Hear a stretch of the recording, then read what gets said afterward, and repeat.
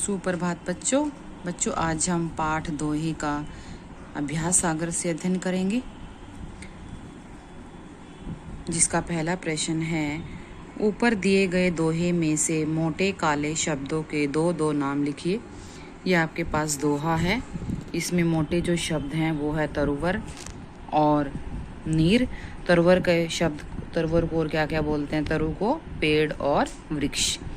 नीर को हम क्या क्या बोलेंगे? जल और पानी। इसके बाद है हमारा सेकंड प्रश्न। नीचे दिए गए शब्दों के तीन पर्यायवाची शब्द छांट कर लिखिए। सबसे पहला शब्द है मनुष्य। मनुष्य के पर्यायवाची शब्द मनुष्य को क्या क्या कहते हैं? मनुष्य को कहते हैं मानव, आदमी और मनुज। युद्ध, संग्राम, रण, समर। सोना, श्रवण। यहाँ पर ये श्रवण गलत लिखा हुआ है, ये है श्रवण, कंचन और कनक।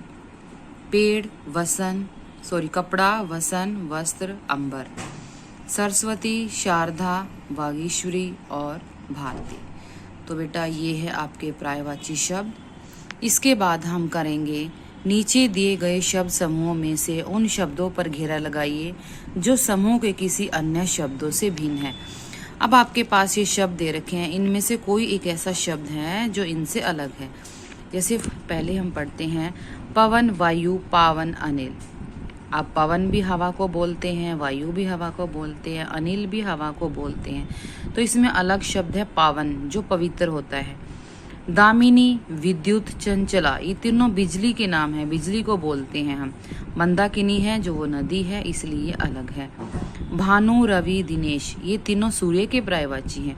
और राकेश जो है वो चंद्रमा है, इसलिए राकेश शब्द अलग है। तट, कूल, किनारा, तीनों हैं जो नदी का किनारा होता है, उसके पर्यायवाची शब्द हैं। और यहाँ पर कुल जोड़ को बोलते हैं। सुगंध, महक, सौरभ, ये तीनों सुगंध हैं, सुगंध के पर्यायवाची है। परसून जो है वो फूल को बोलते हैं, इसलिए ये शब्द अलग है। नीचे दिए गए शब्दों के एक से अधिक अर्थ हैं। वाक्यों में इस प्रकार प्रयोग कीजिए कि उनके दो अर्थ हों। अब हमारे पास शब्द है कर। बेटा कर शब्द के दो अर्थ हैं। कर हम हाथ को भी बोलते हैं और कर हम टैक्स को भी बोलते हैं, जो कर लगाया जाता है, टैक्स लगाया जाता है। अभी हम इसके दोनों अर्थों से वाक्य बनाएंगे। उसने कर कमलों से दान दिया। कर कमल मतलब उसके हाथ जो है वो कमलों के समान है, तो उसने दान किया। यहाँ पर कर शब्द हाथ के लिए प्रयोग किया है। उस पर कर बकाया है, यहाँ पर कर शब्द टैक्स के लिए प्रयोग किया गया है। ऐसे ही हमारे पास शब्द है हार। अब हार शब्द के दो अर्थ हैं। एक होता है हारना, जो हम युद्ध में हार जाते हैं या किसी मैच में हार जाते हैं या किसी गेम में हार जाते हैं। और दूसरा हार होता है गले में पहनने वाली माला। तो इनके हम अर्थ बनाएंगे। वो युद्ध में हार गया, यहाँ पर हार शब्द पराजय के लिए आया है। मेरे पास सोने का हार है, यहाँ पर जो हार शब्द है वो माला के लिए आया है। अब है ग्रहण। ग्रहण क्या होता है? ग्रहण होता है, ग्रहण के भी दो अर्थ होते हैं। एक होता है जैसे सूर्य ग्रहण, चंद्रमा ग्रहण होता है, और दूसरा ग्रहण होता है ले लिया। अब यहाँ पर क्या बनेगा? मैंने फल ग्रहण किया, अर्थात मैंने फल को ले लिया। और दूसरा ग्रहण का क्या बनाएंगे? दूसरा हम बनाएंगे आज सूर्य ग्रहण है। तो यहाँ पर ग्रहण के लिए आया है शब्द। इसके बाद है काल। अब काल हम किसको बोलते हैं? समय को बोलते हैं। यह प्रातःकाल है या प्रातःकाल उठकर सैर करनी चाहिए। एक हम काल बोलते हैं जब किसी का अंतिम समय आ जाता है, मृत्यु आ जाती है, तो उसको हम क्या बोलेंगे कि कंस का काल श्री कृष्ण ने किया, या तुम्हारा काल आ गया है। ये हम काल शब्द के पर प्रयोग करते हैं। फल होता है, एक तो खाने वाला फल होता है और दूसरा फल होता है जो परिणाम बोलते हैं फल कि इस चीज़ का परिणाम होगा, इस चीज़ का फल क्या होगा।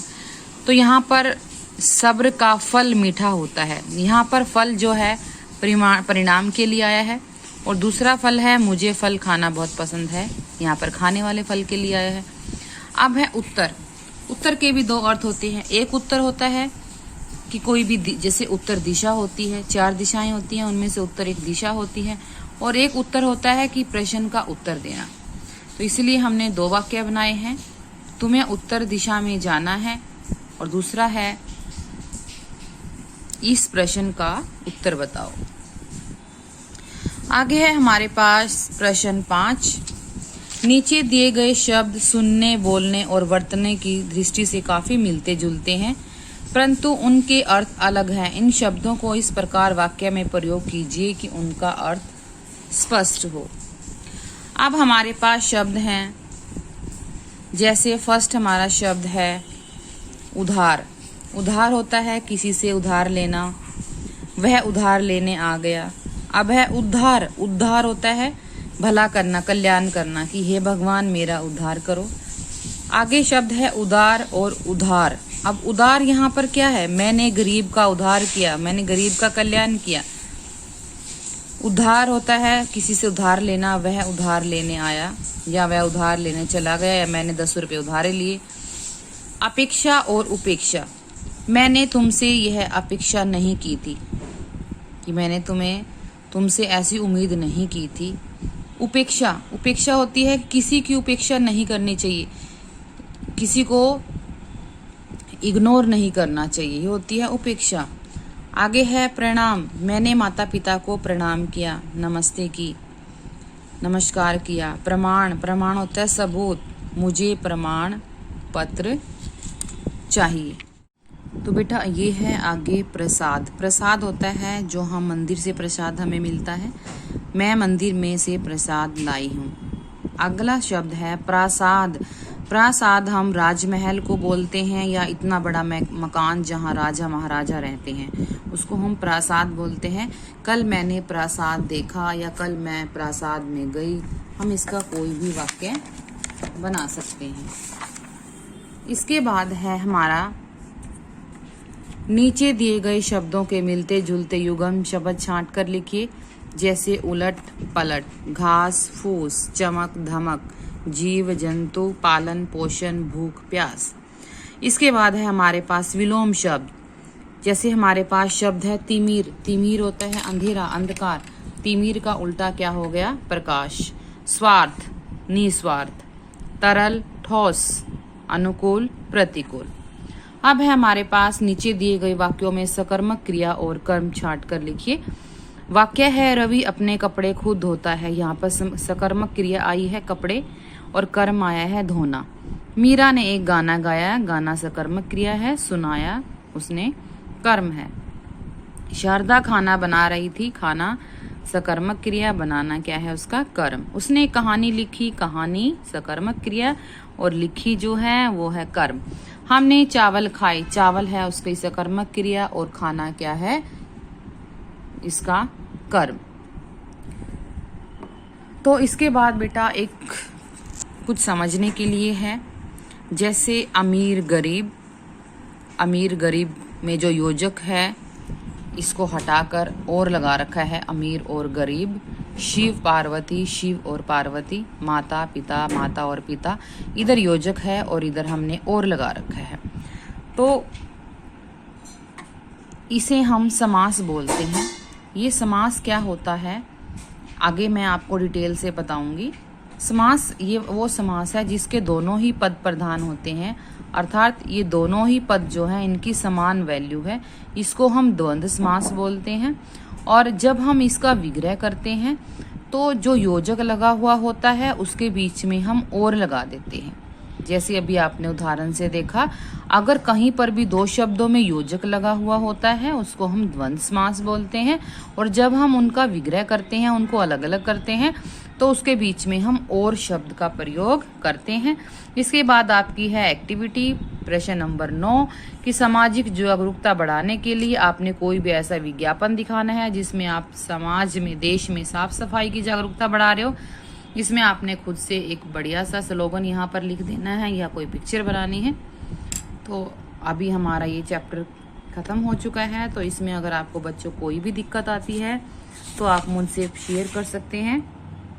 मैं नेक्स्ट क्लास आपकी जूम ऐप पे लूँगी। आप कोई भी डाउट है तो मेरे साथ शेयर कर लेना।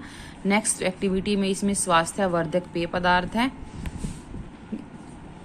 जो तुम्हारे स्वास्थ्य के लिए कोई भी पेय पदार्थ ज़रूरी हैं, उसके आप यहाँ पर स्लोगन लिख सकते हैं और पिक्चर बना सकते हैं। धन्यवाद।